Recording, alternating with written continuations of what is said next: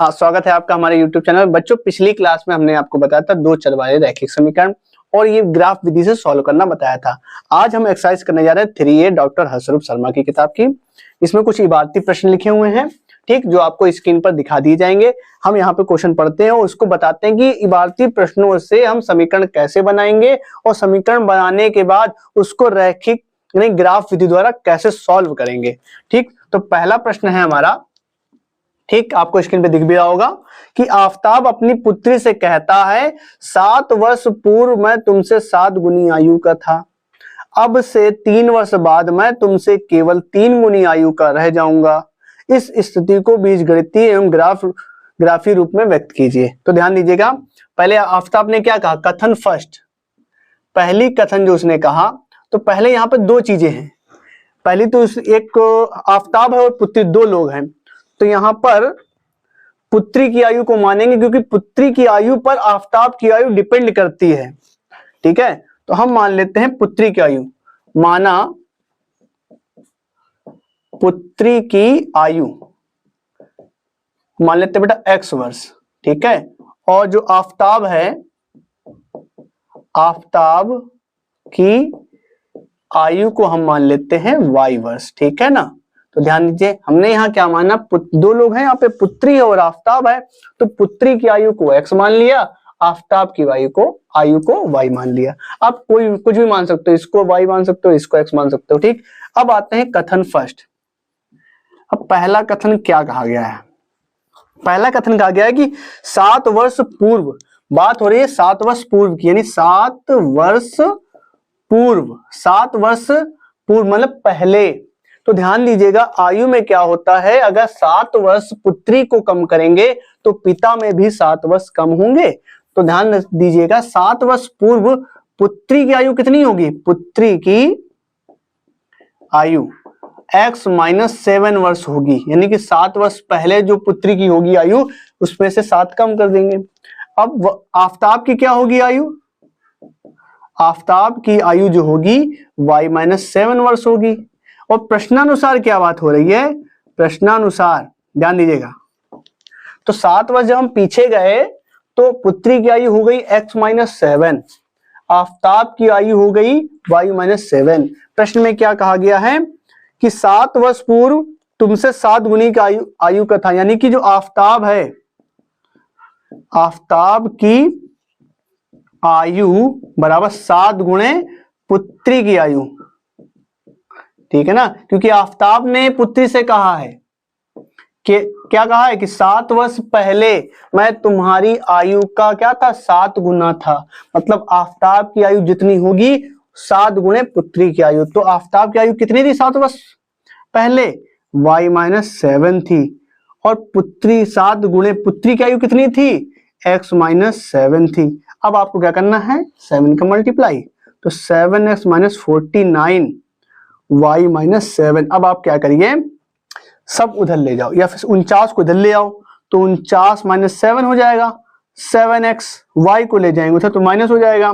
तो समीकरण आपका बन के आया 7x माइनस y बराबर 42। ठीक है ना, 49 में 7 गया 42। तो ये समीकरण नंबर 1, एक समीकरण तो हमने बना लिया। अब दूसरी बात क्या कह रहा है, क्योंकि हमने बताया है जब भी हम रैखिक समीकरण को हल करेंगे तो 2 समीकरण हमें चाहिए। एक समीकरण बना लिया एक कथन से, दूसरी कथन क्या कह रहा है, 3 वर्ष बाद, कथन नंबर 2 में बात हो रही है 3 वर्ष बाद। अब 3 वर्ष बाद की बात क्या हो रही है, तो जब 3 वर्ष बीत जाएंगे तो पुत्री की आयु क्या हो जाएगी, पुत्री की आयु जो होगी बेटा x प्लस 3 हो जाएगी। मतलब अभी x वर्ष है, तो जब 3 साल बीत जाएंगे तो x प्लस 3 हो जाएगा, वर्ष लिख लो। और आफताब की आयु क्या हो जाएगी, आफताब की आयु जो हो जाएगी y प्लस 3। ठीक, तो प्रश्न अनुसार क्या होगा, ठीक, प्रश्न के अनुसार क्या बात हो रही है, प्रश्न के अनुसार बात हो रही है कि कितना, तुमसे केवल 3 गुनी आयु का, यानी कि पिता की जो आयु है, यानी आफताब की आयु पुत्री की केवल 3 गुनी, यानी यहां पे बात हो रही आफताब की आयु बराबर 3 गुणे पुत्री की आयु, पुत्री की आयु। और ये कंडीशन कब लागू होगी, 3 वर्ष बाद, यानी 3 वर्ष बाद की जो आयु होगी वो आफताब की आयु होगी पुत्री की आयु की 3 गुनी। तो आफताब की आयु बेटा कितनी है, y+3 है, और 3 गुणे पुत्री की आयु कितनी है, x+3 है। 3 का मल्टीप्लाई कर लेंगे तो 3x+9 y+3। अब हम क्या करेंगे, 9 को भेज देते हैं यहाँ पे, 3 - 9 और 3x - y, ये आएगा -6 बराबर 3x - y। ठीक है, ये समीकरण नंबर 2। तो यहाँ पे हमने 2 समीकरण को बना लिया, एक समीकरण ये बना, एक समीकरण ये बन गया। अब हम क्या करेंगे, इन दोनों समीकरण को ग्राफ विधि से हल करेंगे। फटाक से आप स्क्रीनशॉट लीजिए, तो हम इनको आप ग्राफ विधि से बताएं।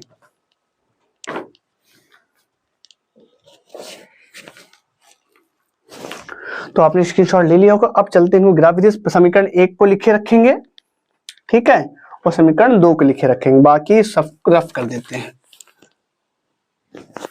चलिए, अब हो गया हमारा ये रफ। अब लिखते हैं समीकरण 1 को। हमारा समीकरण 1 क्या था, 7xy = 42, ये समीकरण नंबर 1 था।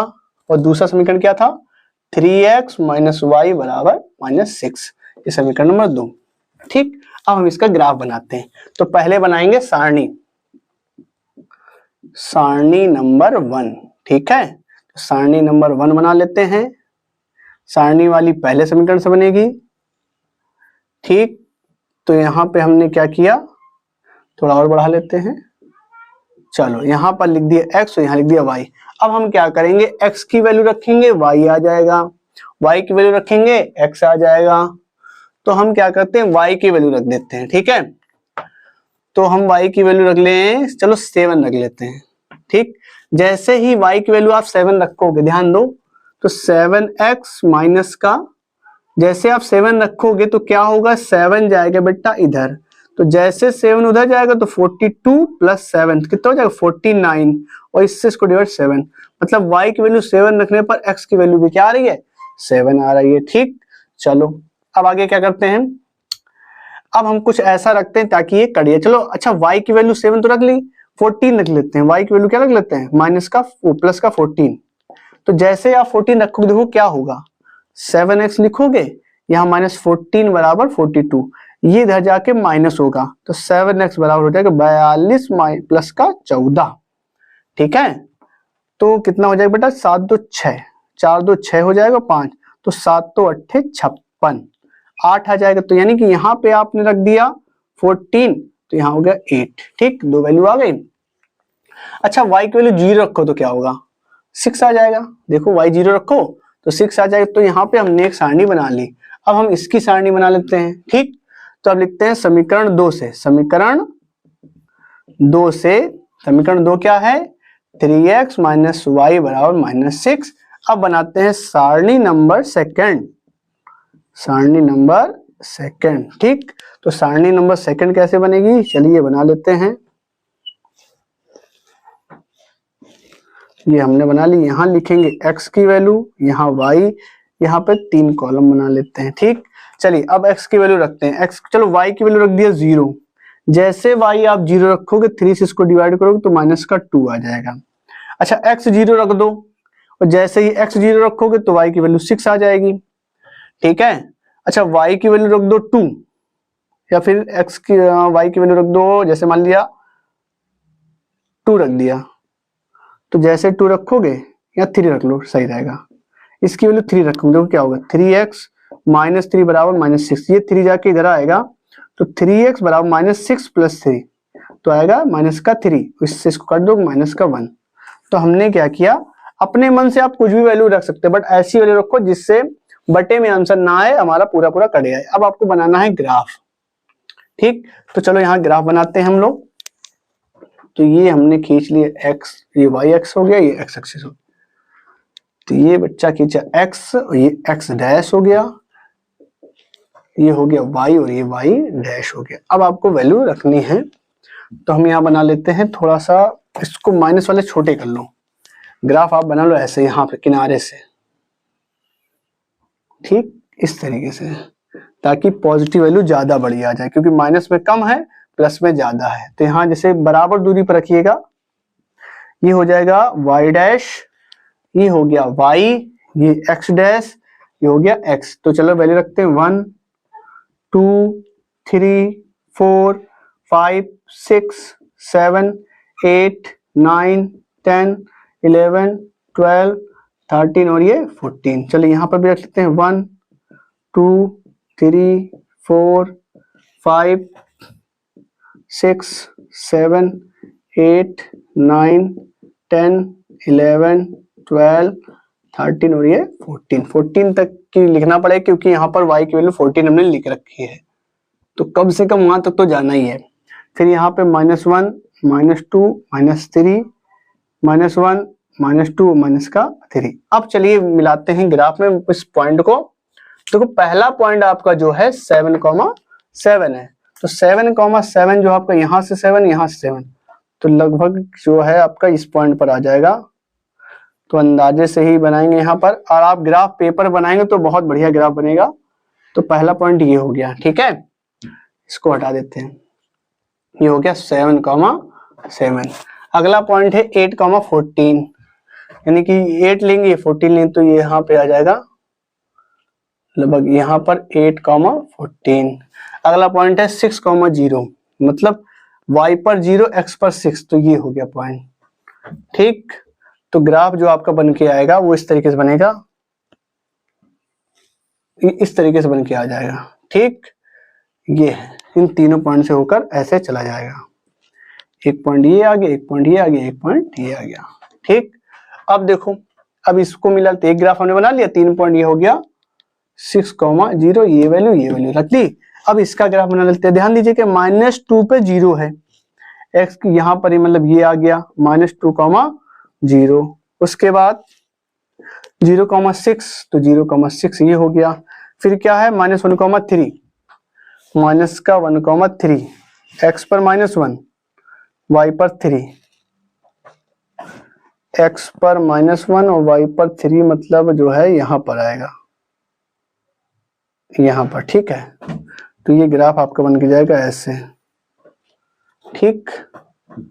ये आपका हो गया, ठीक। ये यहाँ पे बना, एक यहाँ पे बना, यहाँ के पॉइंट है -1,3 और यहाँ का पॉइंट है 0,6, ठीक।